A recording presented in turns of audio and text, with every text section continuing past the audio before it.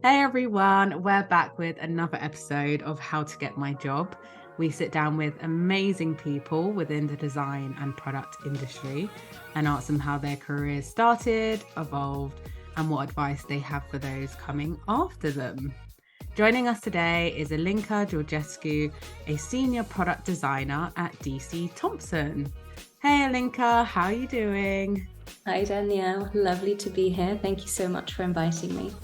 No, thank you so much for being a guest on the show. I know it's been a while in the making, so it's great to finally have you here. And yeah, just hear a bit more about your story and how you got to where you are today. So yeah, I'm gonna stop waffling and get into it with the first question. How did you get your first job in design? Right. So, first job, I think we kind of have to go all the way back to even school days. I was actually studying design and technology back then. Even won our school prize for it. Proud moment, I think. I really wanted to delve into this space, but my parents sort of were trying to, push me towards a more holistic, I guess, career from their side, a bit more old school in that sense. And architecture was that for them, right? So if I was to study architecture, I could then go into any design field. And in a sense, with my career transitioning now, I look back and, they were actually spot on about that. Because I do think having gone to architecture school has put me in such a strong position to where I am right now. Design has been something I've always been interested in my whole life. Architecture school was brutal at times. So, you'd spend weeks and nights designing this beautiful building just to sort of in 10 minutes, that whole idea being brought down to nothing by your teachers. So it kind of gave me this really good foundation to really push for my ideas, but also understand that design is so subjective.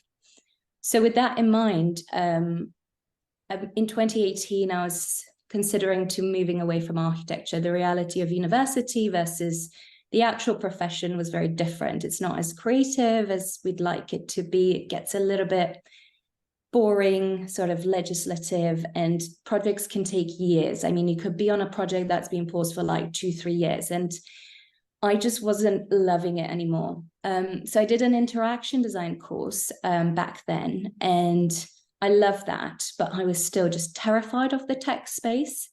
And I actually must say, COVID made me realize that, we've got nothing left to lose in a sense. And if we are doing something that we don't love, we can just switch it up. So yeah, my first role, going back to the question, my first role in design was actually my permanent role at DCT, where I'm at right now. And I got that through a recruitment company. But what I would say something that really helped me, there were two things about it. First of all, I met the recruiters at an event. So at a networking event, a few of them. So even though I had been messaging them backwards and forwards for a couple of weeks, meeting them in person has really showcased me that it pushed them. So after that meeting, so many of them were sending me way more job roles, pushing for, different salaries to aim for, being like, you have to really believe in yourself. I think just that idea of being able to put a face to a name, especially in recruitment, as I'm sure you're aware, it does make a difference. It makes you stand out a little bit more. So that helped. And then the second part was I was freelancing. So I was working for two small startups at the same time, 3 days for one, 2 days for the other. And I think that really helped me in interviews kind of nail my first sort of that first full-time position. So I just want to say that, because just stating, it was just through a recruiter, it wouldn't have been enough. It's, that relationship you build with your recruiters is really important, I would say. But also you volunteering or freelancing really helps you in those interviews. A really good point, especially if you're trying to transition. Now that you've been in this space for a little while now, what are the most important qualities a senior product designer could have? So for this one, I reckon this it's quite a long list, I would say, but I'll try and sort of narrow it down to the key ones. Communication skills are so important. I think that's with most roles, as soon as you start going to the more senior levels, you need to be able to communicate with stakeholders. But within the design industry, so as a senior designer, you also need to communicate your ideas really well, sell those to stakeholders, working with your team and sort of talking to your team about it. So I think communication is key. And again, we were talking about, architecture. I would have colleagues even at uni who did the most amazing designs, right? But when it came down to them presenting their ideas, they just couldn't. And you had others who were not as talented, not great designers, hardly put in any work, and they just nailed that pitch. And they just got the recognition and the grades, because that was important for back then, because they could just sell that and make people believe in this idea. And it could literally, we had this one person and he could like sketch one line and then sell that to you as the building, and you'd just be like, wow, that is a skill set in itself, isn't it? So I think communication skills are so important. I would also say, being talented and passionate about what you do is key. We talk a lot about this user-centric design. Unless you're passionate about solving problems for people, you're not going to get that far, because there is a lot of empathy required within our job. You need to really understand what the user wants and wanting to kind of battle it out for them. Because so much of being a senior is like this battle between giving the user what they really need and, the business telling you what the business side needs. So kind of coming together. So being really passionate about finding the right solution is key.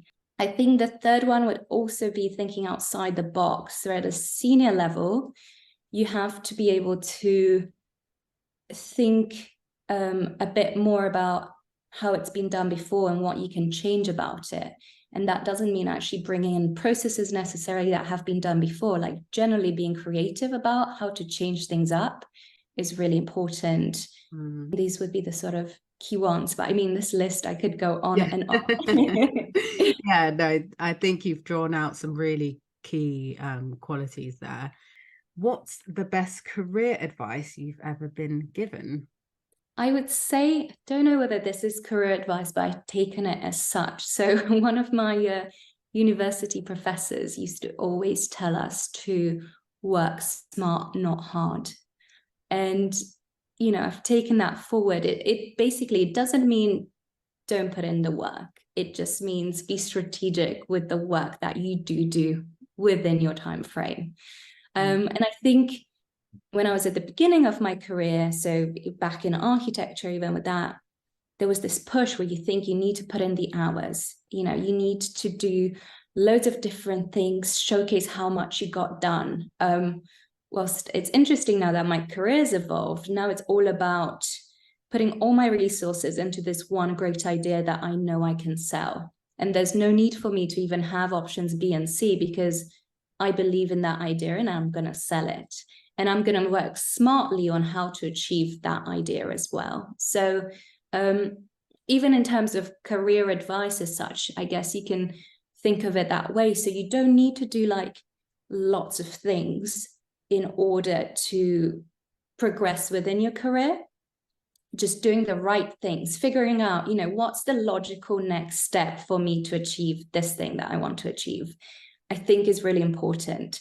So that's why I'd say this ties in quite nicely with career advice. So always work smart and don't work too hard. That's a great bit of advice. I'm sure many people have heard that kind of term before, but the way that you've explained it there, you've explained it really nicely there. And I have to agree. There are ways in which you can be more strategic in order not to, work crazy hours. We've come to our last question, which is a question that I love because I get lots of great tips for myself personally.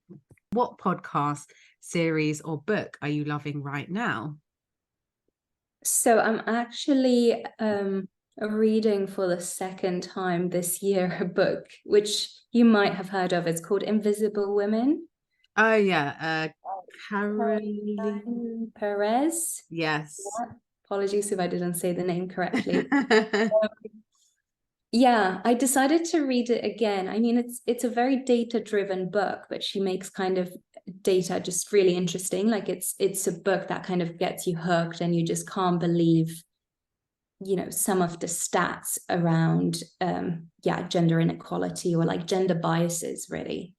But I'm reading it the second time now because I'm very fascinated by the whole AI space, and the idea that so many publications and everything that we sort of have on the web is kind of skewed and is a little bit biased.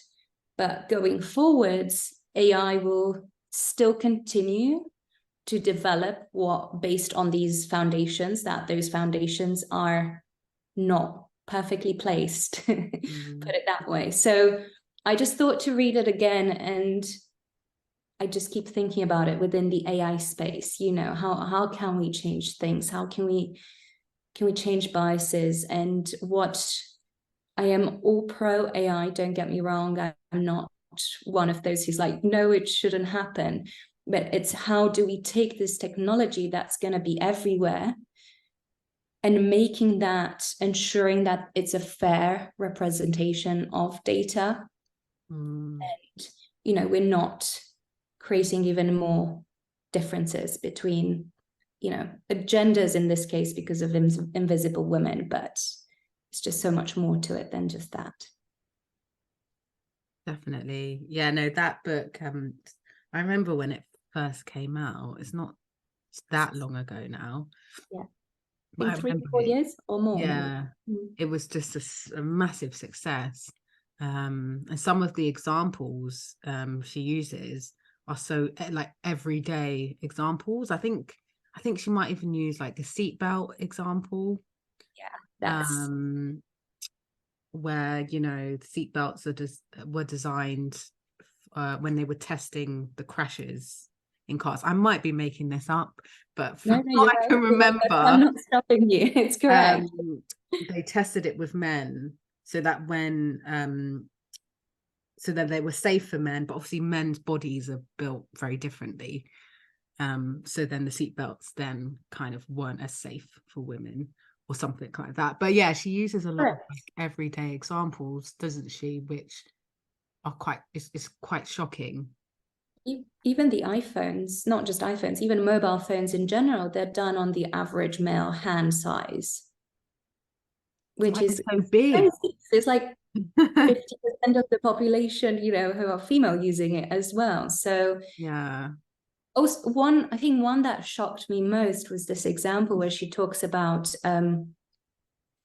children, and there was this experiment when children, before they go to school, be like, and now draw your friends and family, and it'll be a mix of like females and males, mom, dads, friends, like boys and girls. And then as soon as they're in school, I believe it was, so like when they were like 6-7 years old, when they were supposed to like draw their friends, there were a lot more boys than girls, even though the school was very equal.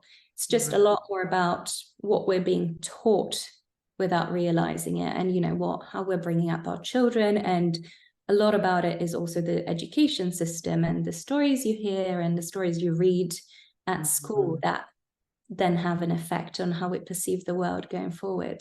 So yeah, it's a really good book. I mean, I think everyone needs to read it, whether you're a woman or a man or non-binary. Definitely read it. It's just eye-opening, isn't it? Yeah, no, definitely. And it's your second time reading it, so it must be good. Yeah. But yeah, thank you so much, Ilinca, for being a guest on the show today. Thank you, Danielle. It's been a pleasure. No, the pleasure is all mine. And until next time, bye. Sure. Have a great day. Bye-bye.